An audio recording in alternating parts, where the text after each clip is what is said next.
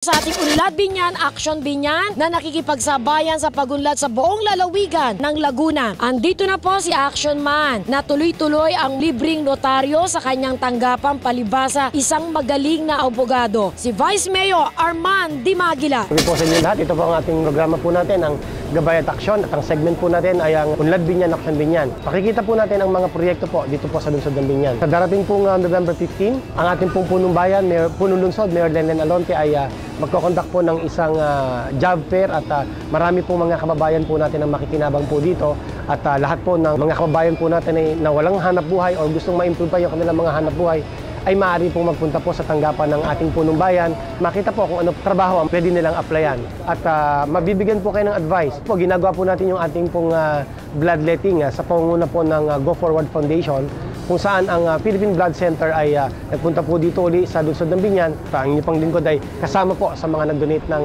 dugo at napakadali pong humingi ng tulong sa Philippine Blood Center at isang tawag lang po, padalahan lang po natin ng sulat ay nakakatulong po, lalo na po sa panahon na prevalent po ang dengue po natin. Kaya hindi naiwasan, kinakailangan po ng blood transfusion. Tayo po sa pamagitan ng Philippine Blood Center, ng Go Forward Foundation at ang inyong lingkod ay madali pong nakakahingi ng ayuda. Po wala pong bayad at libre po natin ginagawa. Ito po ay sa pamagitan ng Go Forward Foundation. Representative from the Office of Department of Health, si Ms. Lea Lansangan. Fourth na po to ng Go Forward Binyan. Masipag na po si Vice Mayor sa pag-advocate ng mga blood donors. Mataas na yung awareness ng community natin kung ano ang importansya ng pagdodonate ng dugo. Pag nag-donate ka ng dugo, napipilitan yung katawan mo na mag-produce ng panibagong dugo at yun yung sinasabi nilang batang dugo.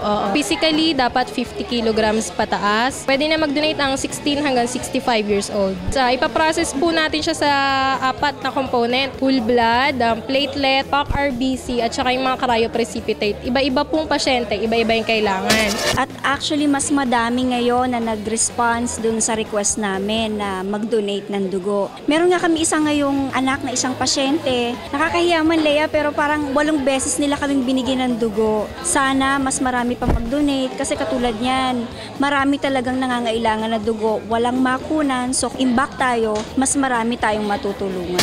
Gusto ko talaga magpasalamat sa foundation na ito. Higit po sa lahat, sa mag-asawa po ni Vice Mayor. Napakalaking bagay po nung ginawa nilang tulong sa amin. Ang father ko po ay na-diagnose ng may acute leukemia. Tuwing kailangan namin ng dugo, dito po kami humihingi kay Ma'am Vice Mayor. Wala kami pambili ng dugo. Importante po sa ngayon sa tatay ko, since acute leukemia po siya, dugo po ang pinaka-importante sa dugo po at saka platelet.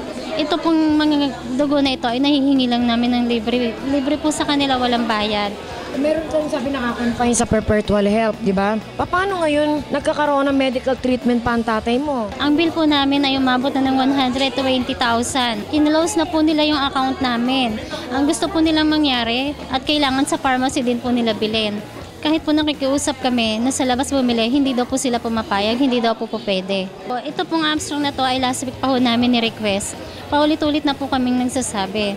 Nagtuturuan po, naka-1 linggo na po kaming naghihintay sa medical records. Hindi po kami makalapit sa mga kinauukulan dahil po number 1 requirements po ang abstract.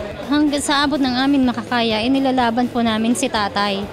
Nga lang nga po, sana sa lahat po ng bagay na aming kinakailangan, huwag naman nila kaming ipitin. Tulad ng clinical abstract. Opo, kasi wala ko kaming pera. Starting November 15, meron tayong feeding program. 6 weeks feeding program. Magsisimula yon sa Barangay Malaban. So 50 bata at 50 nanay ang magbe-benefit nun. After nun, lilipat tayo ng ibang barangay naman. So marami pa rin na mga barangay na maiikutan natin para sa feeding program.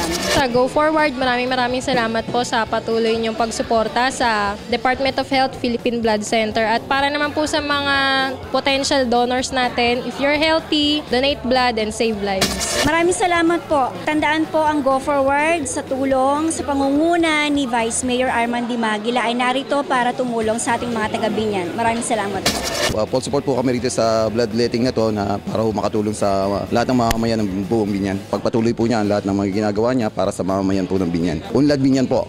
Go Forward Binyan. Unlad Binyan! Aksyon Binyan! Unlad Binyan! Aksyon Binyan! Sa darating pong November 22, mas matutunghayan po natin ang graduation po ng mga nagkaroon ng training and seminar po na mga kasama po natin sa rescue. Sila po ay nag-seminar, nag-training po sa nasa ilalim po ng Coast Guard at napakaganda po ng kanilang ginawa at makikita po natin magkakaroon din po sila ng demonstration kung ano po ang mga natutunan nila at no less than our Mayor Lenlen Alonte, siya po ay darating at sinagot po niya siyempre yung mga equipment na gagamitin po ng mga tao natin bilang pagpapakita na sa panahong ito na alam po natin na yung pong dahil sa global warming, inaasahan po na sana ibang mangyari na magkakaroon po ng mga kalamidad at kung sakasakali pong dumating po yan at hindi po natin may iwasan, handa po ang lungsod ng Biñan. Pinakikita lamang po ng ating punong lungsod na yung pong mga tauhan po natin dito sa lungsod ng Biñan ay continuous po yung pong training. Ito po ay kasama po dito ang BTMO, BTFRB, ang Office of the Mayor, Office of the Vice Mayor, almost 50 po na katao ang nag-training po dito at sila po ay bubuuin ng grupo-grupo at ilalagay po sila sa mga lugar kung saan mataas ang risk ng calamity. Ilo-launch po natin, natapos na ho ang pagkukondisyon ng ating fire truck. Meron pong bagong fire truck po tayo. Ito po ay sa pamamagitan ng Go Forward Foundation. Kasama po ang basic firefighting sa seminar na inatinan ng mga rescue group po natin. Hindi lamang po fire truck, meron din po itong EMS o yung Emergency Medical Services. Kapag po meron pong nagkaroon ng problema sa daan, handa rin po itong tumulong. Ipakikita rin po natin yung firefighting capability po ng Biñan Fire Station. Kasama po ang mga fire brigades po dito po sa lungsod ng Biñan.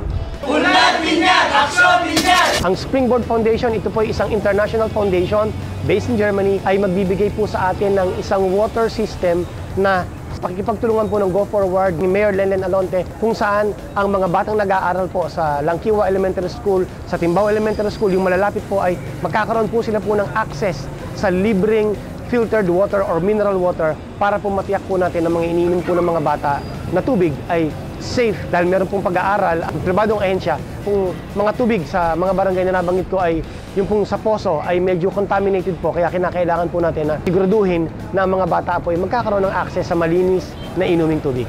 Ito po ang inyong lingkod, Atty. Arman Dimagila, ang inyong Vice Mayor dito sa Unlad Biñan, Aksyon Biñan.